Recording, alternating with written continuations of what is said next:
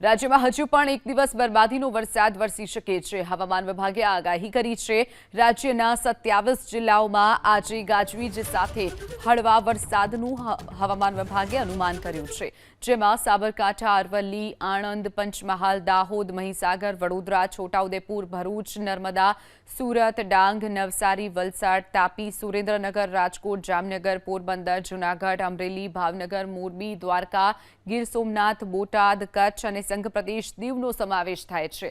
હવામાન ખાતાની આગાહી પ્રમાણે અમદાવાદ અને ગાંધીનગરમાં વરસાદની કોઈ શક્યતા નથી, તો સોમવારે રાજ્યના 14 તાલુકાઓમાં વરસાદી માહોલ રહ્યો, જેમાં અમરેલીના સાવરકુંડલામાં સૌથી વધારે 1.5 ઇંચ વરસાદ ખાબક્યો, તો આજ સાથે સોમવારે અમદાવાદમાં મહત્તમ તાપમાન વધી અને 37.8 ડિગ્રી નોંધાયું। રાજ્યમાં હજુ પણ એક દિવસ બરબાદીનો વરસાદ વરસી શકે છે। હવામાન વિભાગે આગાહી કરી છે। રાજ્યના 27 જિલ્લાઓમાં આજે ગાજવીજ સાથે હળવા વરસાદનું હવામાન વિભાગે અનુમાન કર્યું છે।